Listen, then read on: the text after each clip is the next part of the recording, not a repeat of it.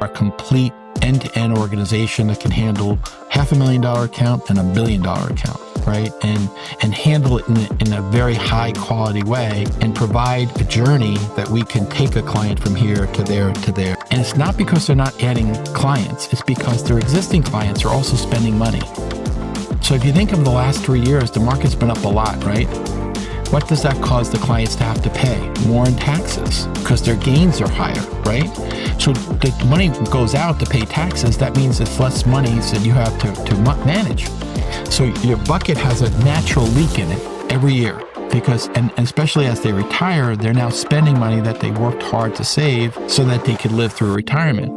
So if you can grow in the high single digits, you got a great business, because the market 70% of the time will give you a tailwind, right? And then if you could add, then once you do that, and if you could add inorganic growth by finding the right partners to add, then you have 3 engines of growth. That is really a great formula for success. Hello everyone, and welcome to High Performance Financial Advisor Podcast with me, Tony Bates.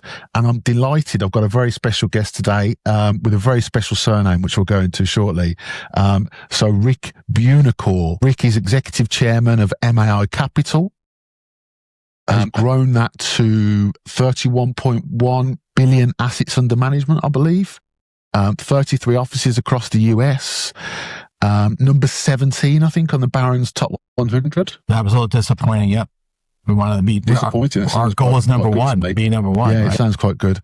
And you've been involved in, I think, I read it was 38 acquisitions through that time as 47. well. 47. My statistician is getting sacked after this. So, and on top of that, I think you've been voted Forbes Best in State Wealth Advisor, Forbes Top Wealth Advisor, Barron's Top State Advisor, Bachelor of Science in Accounting from Fordham University, and unbelievably pulled off an unassisted triple play, which we have to hear about at some point as well. So, Rick, welcome to the show. That's some experience you've got there, wasn't it? So that took me a while to read all that off.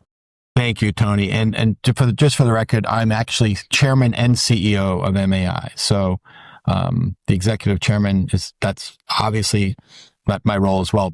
Do you want to tell us about the unassisted triple play first, or should we go into the acquisition? Sure. A lot of people ask about that, and remarkably, I was with a bunch of my college buddies. We had a reunion, and they were talking about it, and one of them went back and checked, and it's actually one of the rarest feats in baseball, because to be honest, you got to be a little lucky, right? And so I was a shortstop for Fordham University. I played all 4 years at short. I was captain my junior, senior year, and I'm actually in the Hall of Fame at Fordham. But this one day we were playing, it was first and second. The other team had no outs and about to rally, and a gentleman hit a shot up the middle, line drive, and I took 3 steps and I just snared it in the webbing of my glove. And so the runners thought they was going through, so they had taken off. So I just stopped, touched second base, and now I got 2 out. And the first baseman's hitting his glove going, throw it. And I go, no, I can run this guy down. So I just ran him down, tagged him out, and that was my unassisted triple play. And it's amazing that all the achievements you've done at MIA, and we start with that unassisted play. We'll go to the achievements. So obviously there's a lot. When I read all those things and those achievements, how does it make you feel, and how have you managed to achieve that in that journey, and keep the energy that you've obviously still got from talking to you now? Well, it's funny because like people say, oh, when are you going to retire? And the truth is I never want to retire. And I am one of the fortunate people in life that have found something that they truly love to do. The old expression, if you find something you love to do, you never work a day in your life. And I've had many roles in my life, right? I was an accountant, as you said. I was an investment banker for 7 years, actually started private equity for Lehman in 1990. They didn't have it back then. Did that for 2 years. And I went for a small boutique investment firm. We got acquired by a big firm called KeyCorp. I ended up running all of their wealth asset management business. A company renamed a company called Victory Capital, got it to 70 billion, and then left. And in all those roles, it was a great opportunity and I had great experience, but it was never as fulfilling as when I bought MAI, because MAI, and in the wealth management business in general, we take care of you. We are like the doctor takes care of your physical health and we take care of your financial health. If your financial health isn't well, in other words, you're not protected from a risk point of view, or your assets are allocated appropriately, it could be really devastating, right? And people work hard, and their wealth is something very, very personal. And the greatest thing in life is to achieve it. And the worst thing to do is lose it once you've achieved it, right? So the responsibility we have is enormous, and we view it that way. And I was very lucky, just so many things in my life. Actually, my kids just bought me a gift for Christmas to write a story. And the name of my book is going to be A Charmed Life, because I've just had so many instances where if not for this, that would have happened. And that might not have been so good. But back in 2007, I was fortunate enough to buy MAI. And MAI was created by Mark McCormick in 1973. Think about that. How many RIAs go back to 1973? He owned a company called IMG, which is the International Management Group, which is now very famous and part of Endeavor. And what he did was he would have clients that he would take care of from an agent point of view. So the story goes, Mark had Arnold Palmer as his first client. And as Arnold needed things, and Mark listened. So literally they were going to play the Masters. And Arnold said, geez, Mark, my tax return's due on Tuesday. What do I do? And Mark said, you should win the Masters and I'll take care of your tax return. And so little by little, Mark built up all these services, not because he wanted to be a family office. He accidentally became a family office, right? And it was a mandate of take care of Arnold, make sure he is financially well, because I want him 100% focused on what he did well, and that was golf in that instance. But for every one of our clients, that's how we approach it. How do we make them extremely comfortable with a peace of mind so that they can live their life? If it's retirement, live peacefully and enjoy their retirement. If it's they're an athlete or a business executive, do what they do best without worrying about it. And what our clients generally tell us is what they love the most is that we are thinking of things for them and then not just telling them to do it, but helping them do it or executing it on their behalf. So that role has given me a great sense of satisfaction, certainly a sense of responsibility, right? But that's why, our belief is that we want to have this going in perpetuity. We don't ever want to be selling MAI and getting out of the business. We want to just keep getting a little bit bigger, but really our goal is simple, and that's to be the best firm in the industry. That's why when you said number 17, I said, okay. People that know me know I'm very competitive. So my goal, whether they recognize this or not, is to be the best firm in the industry. Amazing. I love the passion that you evidence when you're talking about your journey and your firm. As a leader, how do you pass that to create that same passion into your business and create, I guess, people that want to perform at the level that you have for so long? Yeah, Tony, that's a great question. And it's going to come down to one word, and it's culture. Right. And culture is a very difficult word to define. It's an easy thing to know then you don't have it. And it's an easy thing to know when you do have it. Right. And when I got to MAI, as I told you, the thing that it had this unbelievable focus and mandate to take care of the client. And I loved that. And that was the main reason I wanted to buy it. What it didn't have a collegial atmosphere. It didn't have a team atmosphere. In fact, many of the people when I got here, there were 50 people when I got here. Just to give you an example, today we're, I think, north of 530, right? And so how do you maintain what I'm about to tell you is the challenge, but we're doing it, thankfully. But when I got here, some people didn't talk to other people, literally. And so the first thing I did was try to create a culture. If I said something, I did it. At the firm, I actually said, I'm going to give 15% of it to a couple of the key people to make them feel like owners because they've been here a long time and they had client relationships. And they go, no, you won't. And I go, no, I will. And I did it. And I did give 15% away. I even went one step further and I said, if you want to buy more, you can. And some did, some didn't. Many of the ones who didn't wish they did, but it was the same terms that I was buying on. And so again, I think it's really important as a leader, if you say something, to do it. I think the most devastating thing is to promise something and not deliver. And then you lose that bond, that trust, that level of confidence. And so I think if you asked any of the people on my team, they would tell you, if I say it, I'm going to do it. If I can't do it, I'm going to come back and explain it, but I'm going to try to do it. And so over time, one of the things we did was we would have a picnic every year. This is when we were 50 people, and we can't do the picnic so much today. But I was going to say, yeah, but difficult. But back then we would do a picnic at my house. And the first summer, I remember seeing people come, and literally people didn't talk to each other. I'm on 15 acres, and I have a playground. Like I have a batting cage, a basketball court, tennis court. I have 2 tree houses up 30 feet in the air with zip lines between them for the kids and stuff like that. And so there's a lot to do, right? And people were all over, but clearly the ones that weren't talking were on other opposite ends.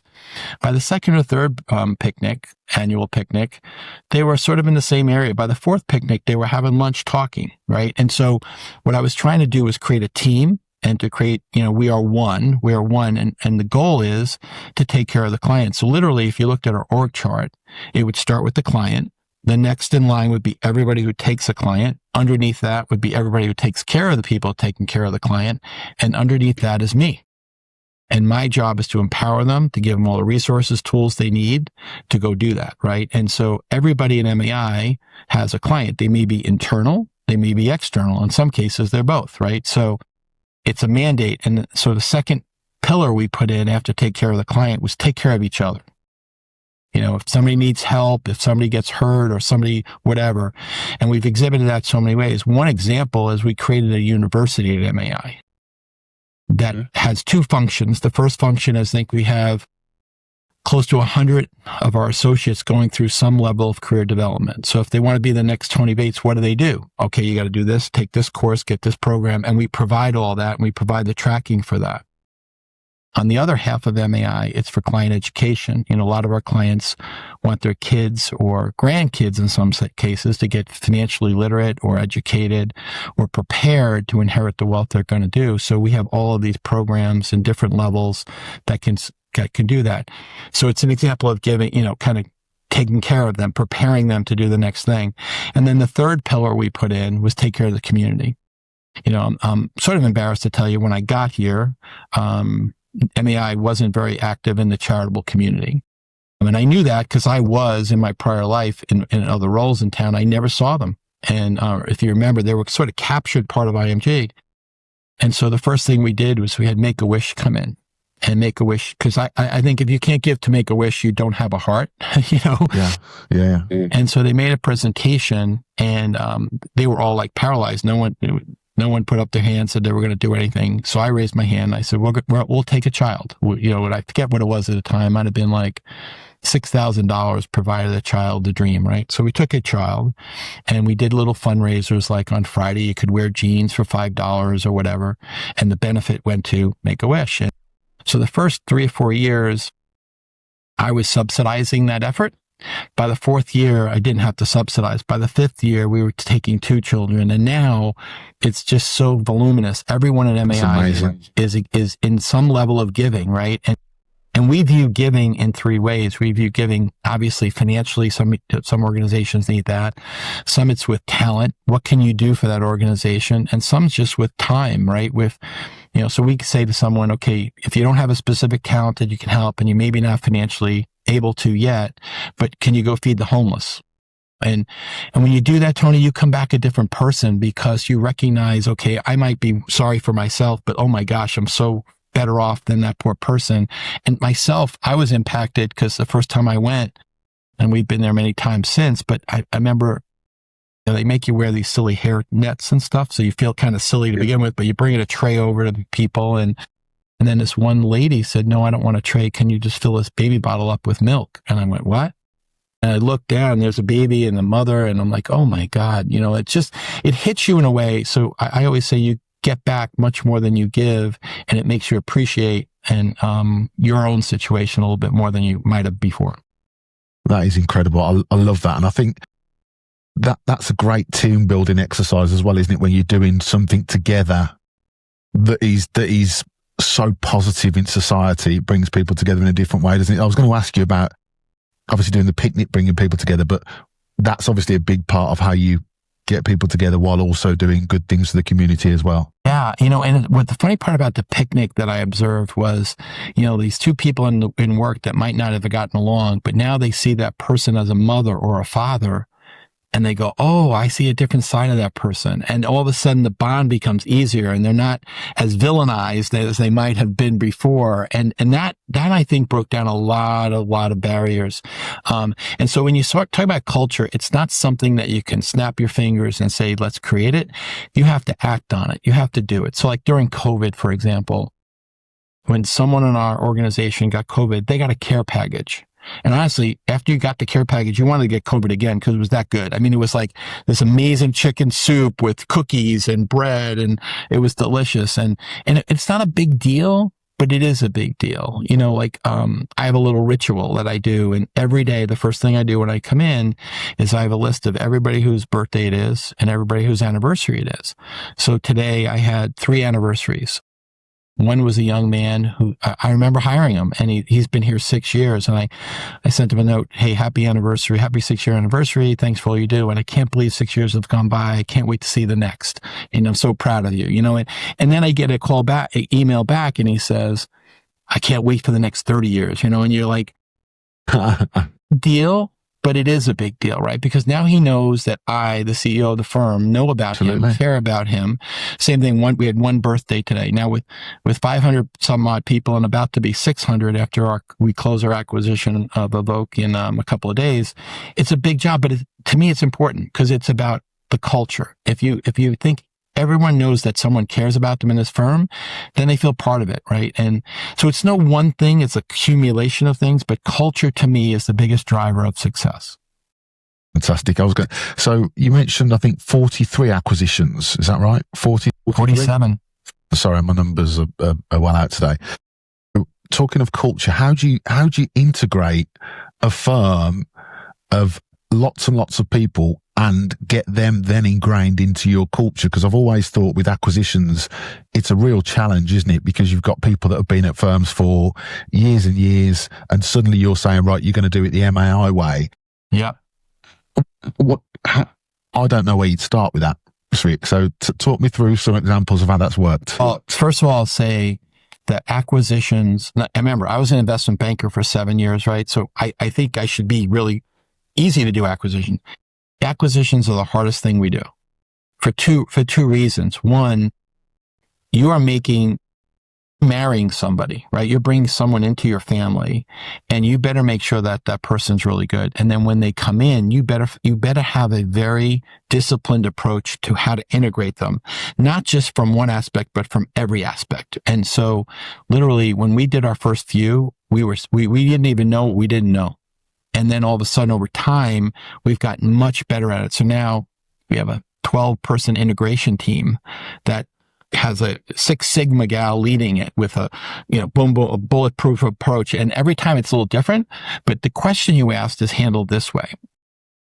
Can I just give you a backup a little bit? Because to give you the background a little bit. So from 2007, when I bought it, we had 900 million, and we grew quickly from a 900 million to 2 billion. And that's about 100% growth, right? And then we grew to 3 billion. And then that was 50% growth. And then we grew to 4 billion, and that was 33% growth. And then we grew to 5 billion, and that was 25% growth. So my growth rate is going down, right? Because I'm not bringing in the same level. I'm bringing in $1 billion, over the course of a couple of years, but the growth rate's going down. So I sat there and said, how am I going to get to the next level?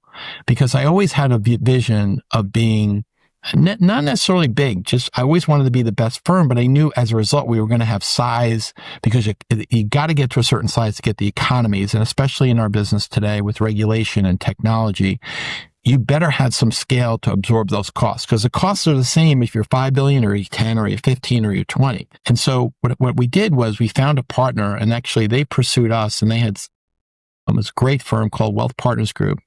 And they had done a search in the industry, and they were looking for an organization, this is their words, not mine, that had a full platform, which we did, that had a real management team. And by that, we find a lot of advisors that are great advisors, and there's 3 or 4 of them, and they say, Tony, you got the short straw, you're going to be the managing partner of it. But they really didn't have the experience of it. And luckily for me, I ran a 1,000-person firm, $70 billion investment firm called Victory, and I had a management team with me, and slowly but surely they followed me here. So one of my partners today here is my former CFO at Victory. One of my other partners is my former head of human resources at Victory. The gal who runs integration used to run operations. One of our advisors is one, so if you go around the firm, you'll see a lot of people from Victory. And I was very fortunate that they wanted to come aboard and join the team. And so that gives you a lot of comfort. So this firm, Wealth Partners, came and said, we want to make a minority, non-controlling interest in you and help you acquire firms. So they have 35 people now. When we started, they had like 4 or 5. So they've grown with us. Their job is to call all around the market and see people that might want to join us. So they're doing an initial screen of, Tony, tell me about your culture. Tell me about how you treat your people. What do you think of your clients? And we have a very simple approach. At the end of the day, if they don't care about their client, they don't care about their people, and they don't care ultimately about themselves in a way, because if you don't, the first two, then you basically, that's all you care about is you, then they don't fit. And so we've been in many meetings where literally in a half hour, we know that it's not a fit. And then I give one of these, oh, geez, it's almost 10. I forgot about that client call I had. I apologize, but we're going to have to cut this short. We'll come back to you. Because I know right away that there's no way this will work. Get the screen from Wealth Partners. Then they introduce them to me. We have a couple of Zoom meetings and they meet a couple of people on our team. But the real test is when they come to Cleveland. They come and spend 2 days here. We have a dinner with them. We have a lunch with them. And they always say, Rick, why are you in all the meetings? And I say, well, you want to know about us, but I want to know about you. Right. And, we've had some situations where words were said in a meeting that triggered my mind like, oh no, this is not a fit. And we don't pursue those. So I'm not telling you we're perfect, but I'll tell you from a cultural point of view, out of the 47 acquisitions, there's not a firm in there that their leadership didn't value their client at the top of the pot. In fact, you can go to their websites and see what they say, right? You can go and listen to their presentations and see what they say. And so you can validate some of it. We've gotten better at that. So culture is clearly the first hurdle that has to get over. And now the other hurdles are things like, do they know they're going to have to change? Because change is part of life. Like you can't do the same thing when you're 20 that you did when you're 30 and vice versa when you're 40, right? And so if you're not willing to change, if you think life's going to just stay the same, that's not realistic. And so you got to be willing to adapt to change. Not meaning that change is bad, but there's going to be change. And then also in the environment we're in, and Tony, I think our industry is at this inflection point, and I think why these podcasts for advisors are great. The average person average firm in our industry is probably growing maybe barely 1 or 2%. And it's not because they're not adding clients. It's because their existing clients are also spending money. So if you think of the last 3 years, the market's been up a lot. What does that cause the clients to have to pay? More in taxes because their gains are higher, right? So the money goes out to pay taxes. That means it's less money that you have to manage. So your bucket has a natural leak in it every year because, and especially as they retire, they're now spending money that they worked hard to save so that they could live through retirement. So as a firm to grow, you have to overcome what's coming out of your bucket naturally. Thankfully for us, we rarely ever lose clients, so our retention rate's extremely high. But once in a while, a client dies or, whatever, and you don't retain it, which is a big challenge in the industry, but we've gotten pretty good at that. But still, you have a leaky bucket just naturally. So to grow, you have to fill a leaky bucket and then grow on top of that. So that's why organic growth is the key to our industry. And the good firms, like last year, we grew organically at 9% net, not the market. Money coming in versus money going out. Okay, so if you can grow in the high single digits, you got a great business because the market 70% of the time will give you a tailwind, right? And then if you could add, then once you do that, and if you could add inorganic growth by finding the right partners to add, then you have 3 engines of growth. That is really a great formula for success. Great. I love the energy and the I can see your mind thinking, and you're obviously always looking to the future. You mentioned about previously, I sat down and I thought about how we're going to do this. When you're thinking about and strategizing moving forwards, what does that process look like? I'm always interested as to sat down and spoke to who, what did you do? What when you're thinking about the next 3 years, we've got AI, all these challenges we've got. talk me through, because you're obviously a high performer. What do you do, and how do you get out your head and apply the things that you learn? Because I'm always interested in that process. I know it's a long process, but yeah, no, it is. One of the big advantages of doing acquisitions, if you think about the way it works out, I have 47 partners that had to grow a business at one point, right? They weren't like just coming on and adding to the team. They had a business that was in business to grow. So I have 47 really good, smart people, not to mention the people under them that are really good too, right? So there's a lot of talent. And how do you tap that talent's the question. So if you looked at my management team today, there's a lot of people on my management team that came from acquisitions and leaders that are coming from acquisitions. So the goal is defining where you want to be. You know, Yogi Berra, I'm a big Yankee fan, and I played for Gil McDougall in college, who was a Yankee. And Yogi Berra used to say, if you don't know where you're going to get lost. I actually use that with my kids a lot when they were teenagers. And I say, okay, well, you're going out. Where are you going? They go, I don't know. I go, you better not leave, because you're going to get lost if you don't know where you're going. You know? And I think that was very funny. I used to get a kick at it. So you better have a vision of where you want to be. So our vision is very simple.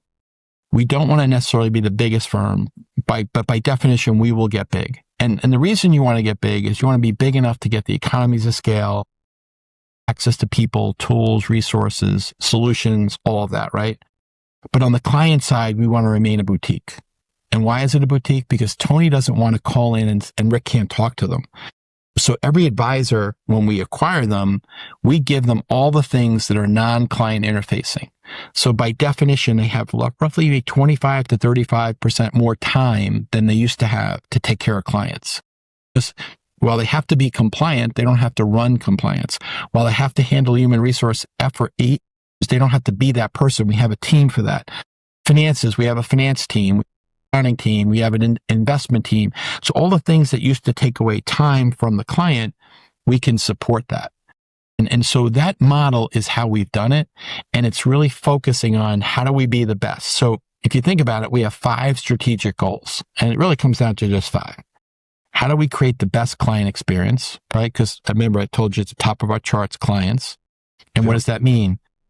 Do clients feel they can get transparency on all their information 24/7? Is it reliable? Is it consistent with their approach? Is it meeting their goals and objectives? And right now we're trying to think through, and we're not quite all the way there yet. We're there on 2/3 of it, but we can help clients with wealth. I think we can do that as well as anybody in the country. And given all, nobody has more resources than we do. We could do estate planning. We have estate planning lawyers that will advise, not draft, but advise. We have great talented people that can come up with solutions. We have taxability. We can do your tax return. We can do your pay your bills, all of that, right? So that's there. Now we have a solution if you get sick. So I've actually contracted for this service that I just got a call today from one of our clients that one of the children having a major problem, and the local doctors don't know how to handle it. Well, we have a network we can go to. And this is a true story. One of our clients had a daughter who was pregnant in her first trimester. She was, had some rare form of cancer, and he had gone to the 2 best institutions in Cleveland, Ohio, which is the Cleveland Clinic, one of the top hospitals in the world. It's one of the top ones. And University Hospital, which is not far behind. And so I thought he wanted to go there. He goes, no, Rick, I've been there, and they gave me different diagnoses. And as you might suspect, in the first trimester, you don't have a lot of window to fix this, because after that, there's not a lot they can do for a pregnant woman without causing damage, right? I didn't know what to do, but then I remembered a good friend of mine had created this network. It was a charitable 501c3, and I had contributed to it. So I called him and I said, hey, did you ever hear of this? He goes, let me look. And he looked into his database. He had 2 doctors that actually worked on this disease. One was at MD Anderson. One was at Sloan Kettering. She had a televisit with both the next day. The Sloan Kettering one actually treated someone with cancer. The MD Anderson didn't. So we sent her to Sloan Kettering. She got cured. And the baby was born, amazing. and every quarter I get a picture of the little baby, and I'm like, wow. And honestly, in all the Good story. I love that. In all the 18 years, Tony, that's the thing I'm most proud of. Because of what we built, we had this network that was able to do that. But then I said to myself, well, Rick, that's great that you knew about this and you could help it, but what about all the people you don't know about? So I had to go to my friend and I asked him if I could do this. And he said, no, everyone wants it. I can't make it available to the public. I said, well, what if after weeks and weeks and weeks of pestering him, I came up with, what if I field all the calls so you never have to field them? I try to deal with it as best I can. And I promise you they won't be a lot because you don't have a lot of situations, right? So over 2 years, there's been about 30 or 40 of them, and it's worked phenomenal. So that's and we're doing things on wellness and all those kinds of things, because if you're not healthy and well, your wealth doesn't matter, right? Let's just be real. Absolutely. But the last part of that equation is happiness, right? You can be healthy, you can be wealthy, but you could still be unhappy. And unfortunately, as we all know, wealth creates dysfunction. It just does. And unfortunately, you see families where children don't talk to each other, or children aren't talking to their parents. And while we try to help and we do a good job as best we can, we're not qualified. That's not like we didn't graduate with psychology degrees, although most of the time I think we are psychologists before anything else, right? Just don't sell, ride this out. But we're looking to add that capability to our team now. And so our goal is to take a client's entire life journey and not just be their wealth manager, but be their life manager, right? And so when we find people that have that same passion, that same vision, then it's a natural fit, it's a natural discussion. And when they don't, then it's easy to say they don't fit. So when you're looking at acquisitions, a lot of these things come out in conversation like, okay, so tell me about your clients. They're a pain in the ass. I don't want, okay, well, guess what? You probably don't fit with us because we never say our clients are a pain in the ass, And so it's easy to do. And I could give you examples, but the people who might listen to this will recognize why we didn't do the deal with them. So I don't want to tell them all the examples. Well, if you are listening, there's nothing wrong with them. It just wasn't a good match, was it? It doesn't mean that there's anything. Exactly. It doesn't mean you're right and they're wrong. It just means it doesn't work. Exactly right, Tony. Well said. So looking at the advisor of the past, the advisor of the present, and the advisor of the future, what are the traits you think you need to be an advisor or a leader to be successful in the current and future world? Yeah, I think it's a great question, So people have said, AI is going to replace the advisor. And I think AI is certainly a tool we're going to use a lot. But I think the advisor has a relationship with a client that's more than just mechanical. It's a relationship of trust. And I think the advisor of the future has to have a service mentality, not a king of the universe mentality. And the advisor of the future has to be broad enough to handle more and more things. So when you first got into business, I think most advisors would say the first service they did was investments. And now I would say investments are more of a commodity than anything else. Right? Yeah. Okay. Yeah. And they give you an example. Back in the late 90s, there might have been 8,800 public companies. Today, there are 4,000. More money is chasing those 4,000 than we're chasing the 8,800. And so the market has become just where you get beta. You don't really get any alpha anymore. So you can index it for very little cost. Now you can actually direct index it, which is the next level of that, right? Where you get tax benefits from it. So you get the market plus or minus a small tracking error, and then you get tax alpha of significance. So you're doing better in a way, right? Problem with direct indexing is over time that leaves you with nothing but capital gains. So you kind of have to wait either till you die or you use that as your gifting to your charity. Yeah. The third thing that's come out recently is an AQR strategy where they have two different ones. One of them uses a long short portfolio, which allows you to create more tax alpha for a longer period of time. But any one of those strategy may be appropriate, but essentially why try to beat the market when no one can, right? Where we think it's different is on the alternatives, because JP Morgan has a great chart that says if you use alternatives correctly, there's more dispersion between the best managers and the worst.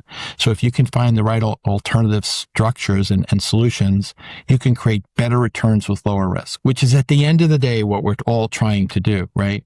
And so we spend a lot of our effort on finding those alternatives that can produce it. So as a firm like ours, we have 6 asset classes. Most firms have 4. We have 6 because we have the normal cash, fixed income, and equities, and then we have 3 kinds of alternatives. What I'm trying to say is as you go out into the future, you have to be a bigger diversified approach. That's just on investments. Then you have planning and financial and estate planning. And then you have wellness and all these other things. And clients want to go to, I think more and more people want to go to one place to get that. They don't want to have to go, here's my tax return to the accountant. Oh, here's the insurance guy. Here's the lawyer. Here's this. They want someone just to make their life simple. And so that's what I think the future will hold.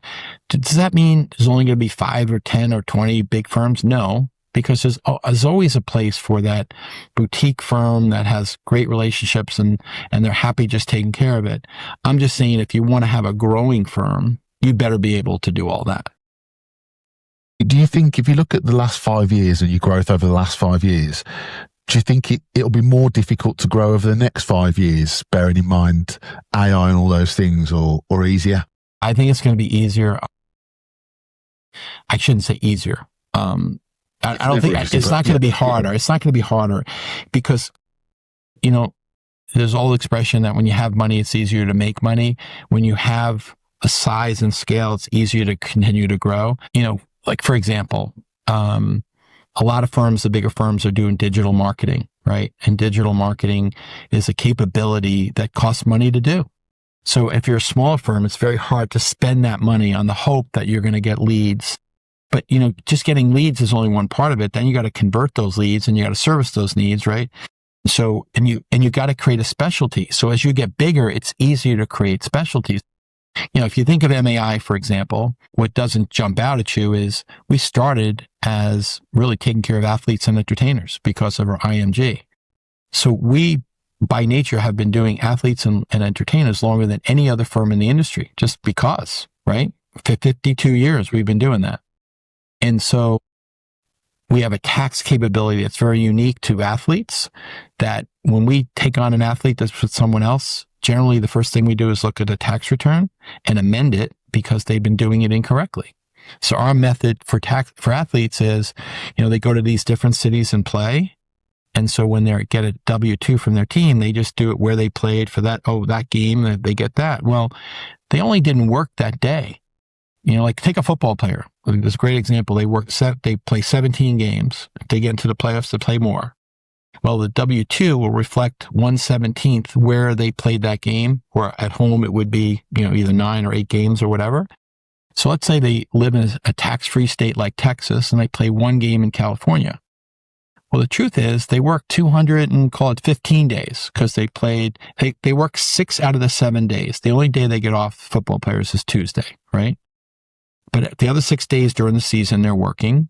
They go to training camp. They go to off-season mini camps and off-season training. So technically, they have 215 days. They might have only spent 2 of those 215 days in California.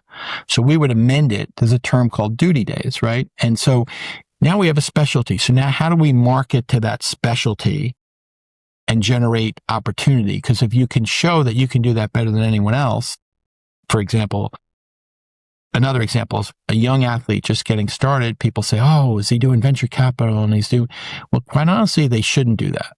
And the reason they shouldn't do that is technically that could be the only income that client ever makes, because there's no guarantee they'll get another contract.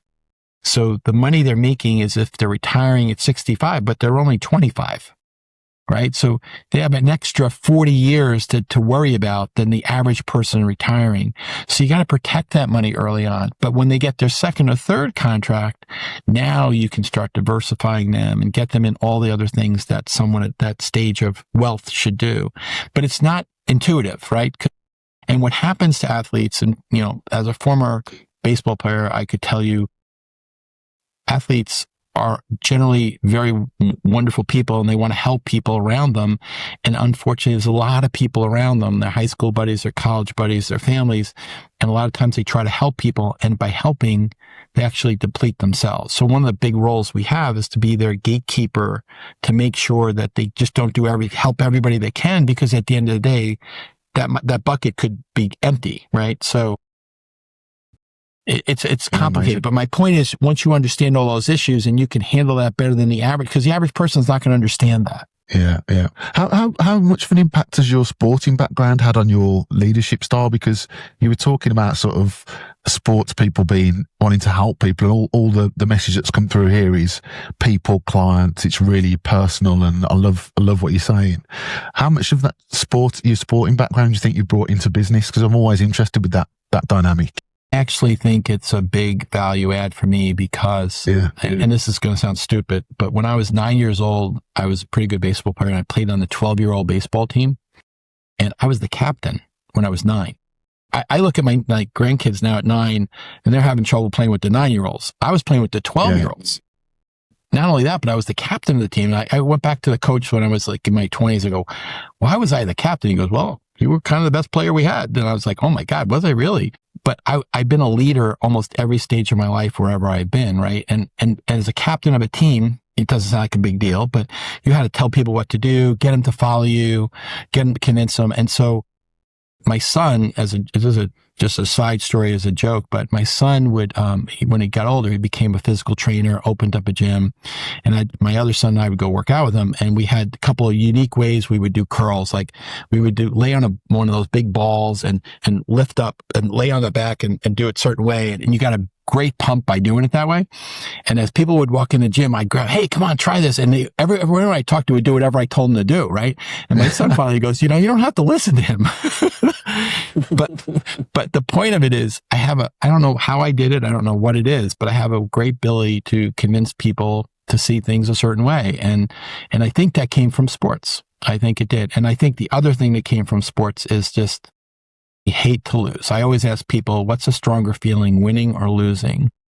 And for me, it's losing because I expect to win, right? But if I lose, it goes in my head, what happened? Why'd you do it? Or just hit that shot, I would have won that. Or, so I mean, even as my kids were little, I never let them win anything. My wife would get so annoyed with me. Can't they win one game of checkers? No, they beat me, but they're not going to win without beating me. Well, I always think you learn much more when you lose than when you win.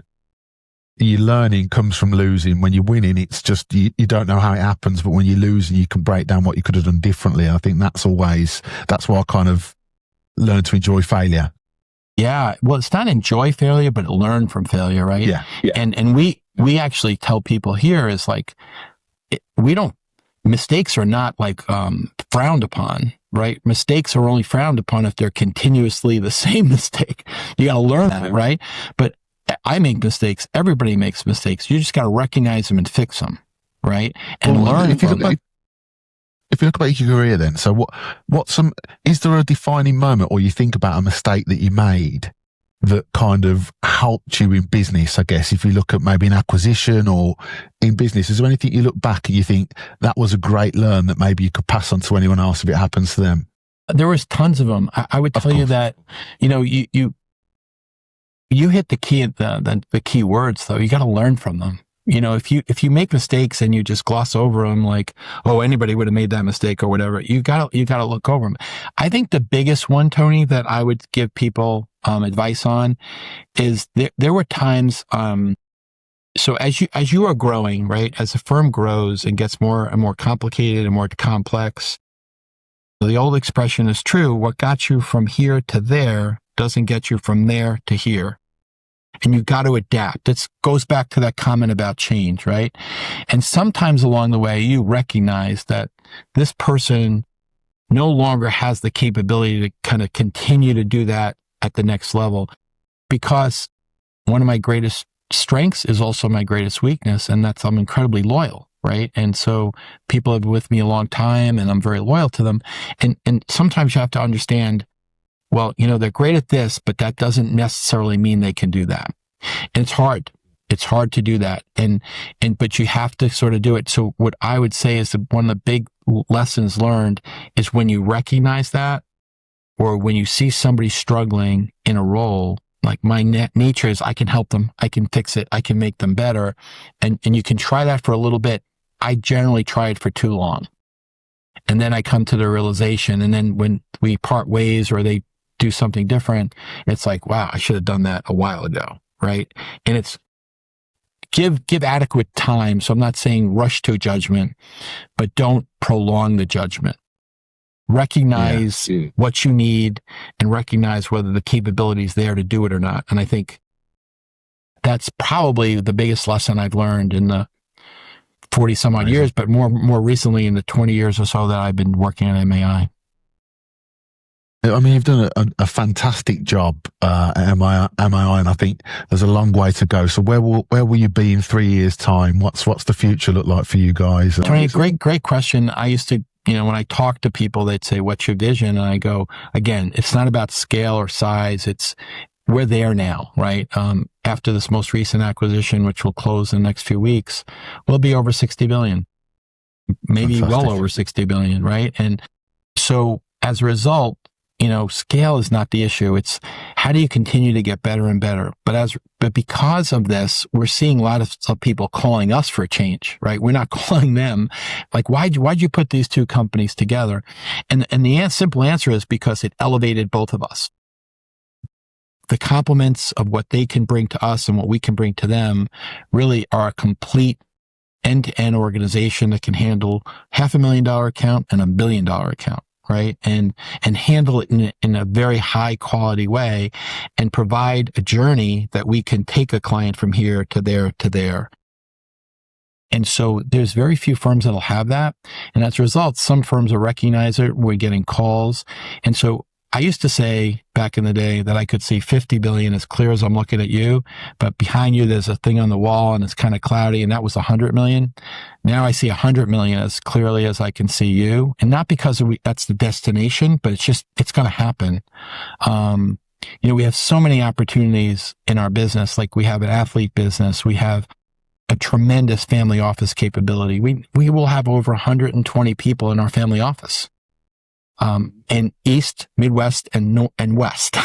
So, it used to be Cleveland, Ohio, one office, 50 people, and now it's going to be 600 and some odd people across the country. And, I could see someday being 1,000 people or more than that. And it's just exciting. And it's, again, trying to create the best company in the world with the best people. And so want to be the best place for clients, the best place for advisors, the best place for employees, with the best technology stack, and be a great firm. I think that's a really good end to this. I think that was absolutely tremendous. I love the passion that you show for people togetherness, but also the community work and generally what's come through in this call, Rick, is you being a good human to everyone around you and making sure that you're bettering everyone that works with you. And I think that's a great starting point for any leader. So I love some of the stuff that you said there. And I think it's a credit to, I can see why the company's done as well as it has with you at the helm. So well done. Congratulations. Thank you, Tony. I appreciate it. But the truth is one of the things I live by every day is never forget where you came from. And I was the youngest of 5 children, 2 great parents, but we didn't have a lot of money. And if I didn't hit a baseball, I wouldn't have went to college. Right. And I recognize that. And God gave me a gift to hit a baseball and catch it and throw it. And so I got a great scholarship. And otherwise, I would have been a New York City fireman. And, that charm life idea could have been in 9/11. I probably would have been in 9/11 going up the building and not be here today. And so I just recognize it every day and I'm thankful and appreciative of what I've been blessed with. And I feel very appreciative and a lot of gratitude. I have to ask one question before you go is, anyone listening who's a financial advisor or a leader wanting to be better, is there any book that you would recommend that they read or any podcast that they should listen to?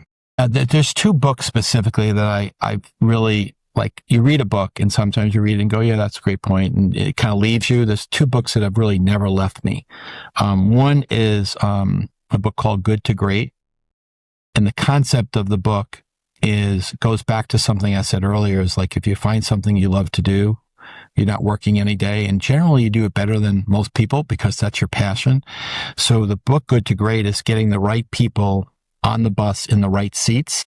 So like if you have, for example, a tax professional that hates tax, well, it's probably not a good idea, because they're not going to be all in on that, right? And so find somebody who loves tax and loves preparing it, loves trying to find the best way to mitigate tax. If you have somebody who doesn't know technology and really is not favorable in running technology, then the same thing, right? So just find people who have a love and a passion, and they'll figure out how to get really good at it.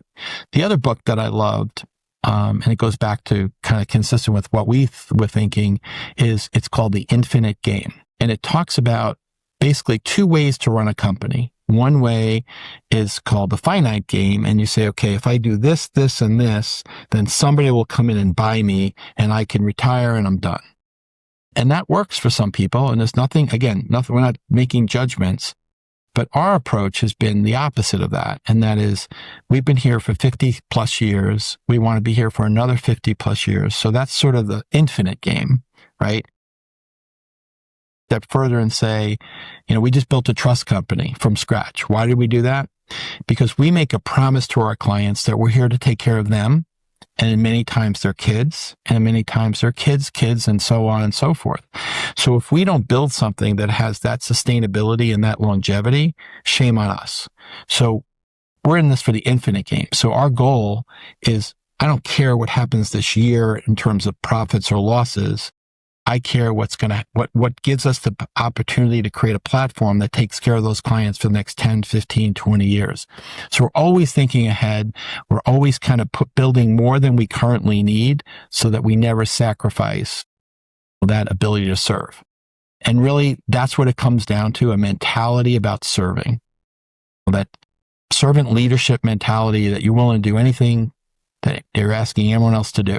And, you can say that and not do it, or you can say it and actually do it. And going back to what I started with, I don't ever say anything that I'm not willing to do. Amazing. And any podcasts that you listen to that you could recommend? Obviously this one, Rick, you listen to all the time. Well, I would say this one is the most important one of all time. But anything Tony does, you got to listen to. But there's so many that it's hard to point out one, and they're so specific. I haven't heard one that has hit me like those two books have hit me, that I can apply across the whole universe, like you just asked. Well, I'm sure that someone in future, when asking that question, will quote this podcast with this particular episode, hopefully, but who knows. But I hope so. Rick, you've been an amazing guest. Good luck with everything you're doing. Congratulations on the work you've achieved and what you've achieved so far. And thanks for being a great guest today. Really appreciate it. Great, Tony. Thank you for all you do for us, and thanks for the work you do for our industry too. Thank you. Thank you very much. Thank you for listening to High Performance Financial Advisor. If you found today's episode valuable, make sure you subscribed on your favourite podcast platform so you don't miss the next one. Until next time, keep performing.